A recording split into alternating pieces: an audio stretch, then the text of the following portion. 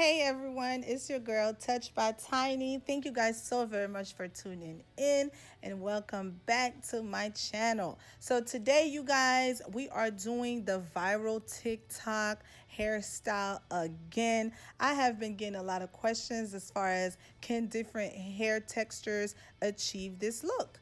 And I am here to tell you absolutely. So we're going to make sure that her hair is super slayed. And of course, I'm using the Touch by Tiny detangling brush to make sure all her hair is silky and combed through.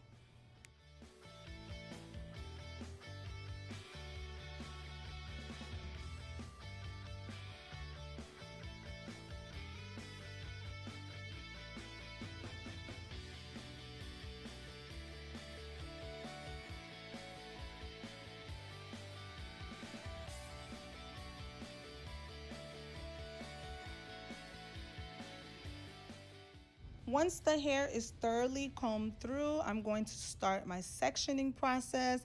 You guys already know I love to section off my hair before I begin to braid. So I'm just going to section the front off first, and then I'm going to move on to the back.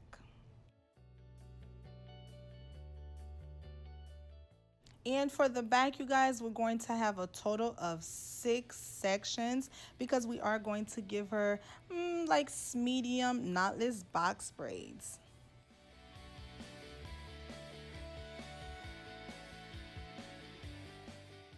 When it comes to the knotless box braids, you guys, it's more of a preference. You can do them small, medium, large. It's really up to you. But I'm going to give her medium knotless box braids to make the back look a little bit full for her. And to create the perfect knotless box braids, you're going to start off the hair naturally first, and then you're going to slowly add small pieces of hair as you go.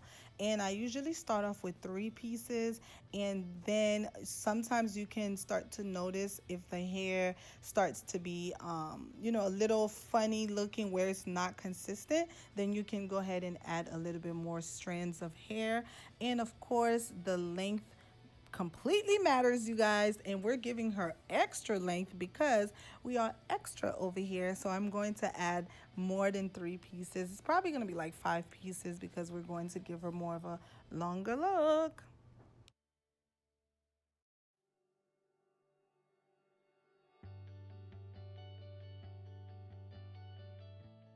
Now we are at the top of the head for the knotless box braids.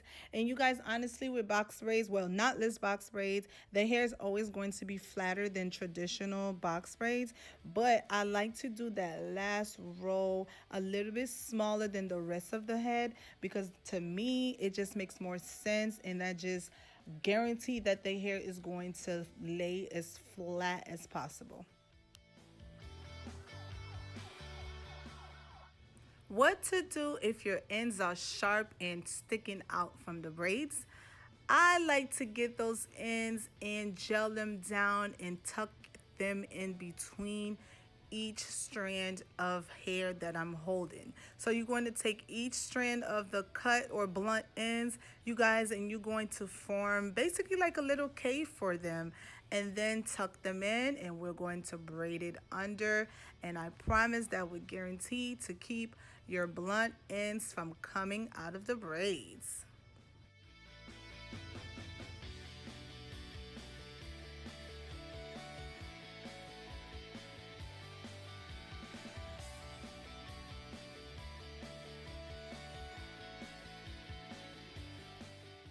Again, for the blunt ends, you're going to gel them down individually and then create a little pocket in between the braiding hair and continue doing what you do. See that? No flyaways, no blunt ends. Everything is completely tucked.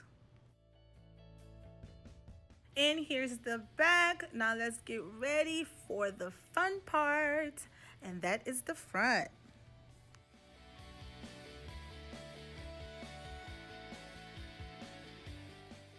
Just making sure I get all those natural baby hair out the way. And for each side, you guys, I am going to have a total of 3 parts, if you will. So we're going to do a total of 2 braids on each side and a total of 1 rubber band method for each side. So that's a total of 6 different parts we're going to have all together for the front part.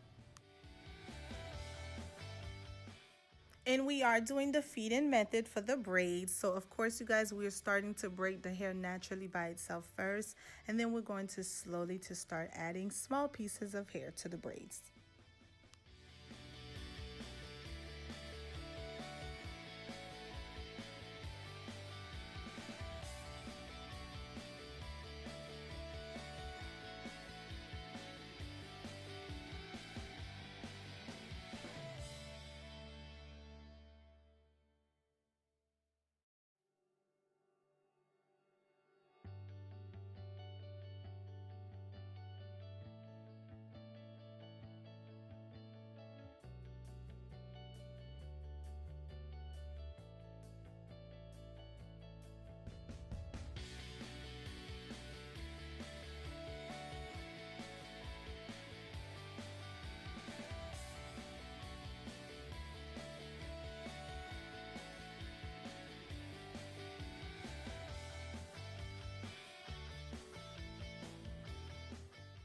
Once I get the feed-in braids out the way, you guys, I'm going to start my rubber band method. And the reason why I like to get the braids out the way is because sometimes the rubber band, the extra hair can get in the way and then, you know, get up under the rubber band. So to avoid all of that, and I like for my hair to have a crisp finish to it, I like to get my braids out the way. And for the rubber band, you guys, it's literally a crisscross method, okay? Oh, and quick FYI, you guys, I do have my rubber bands sitting and absorbing olive oil because I want to make sure that the rubber band won't cause a lot of tension to her natural hair.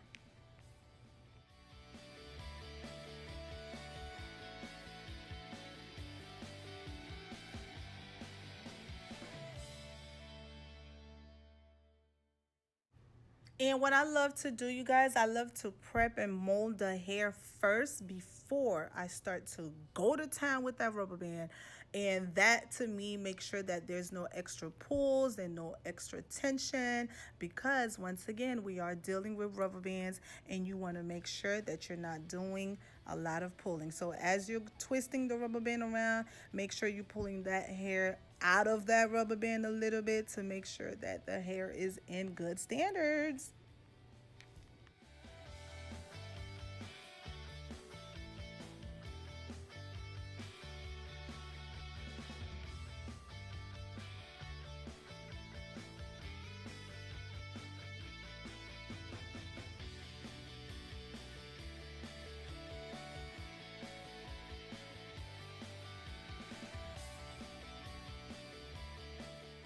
Now, once you get to the end of the hair, you guys, we're going to split that in 3 parts. And then we're going to slowly to start adding pieces of hair to it again.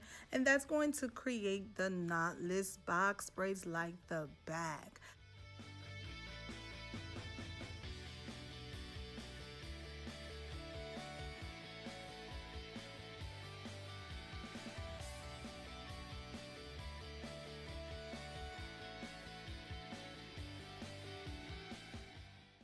It's edges time. Yes, you guys visit touchbytiny.com for that good old edge grip. It is time for us to slay some edges.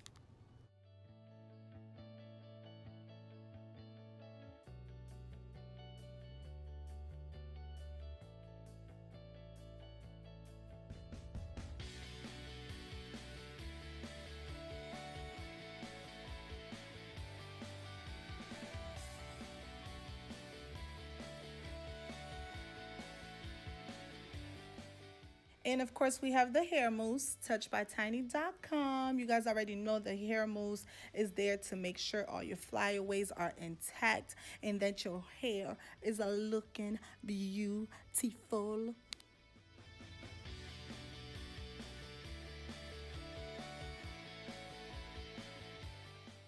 Dun, dun, dun, dun. Now let's get into this look, you guys. Look how beautiful, how silky and smooth her hair looks. I'm so excited and so happy.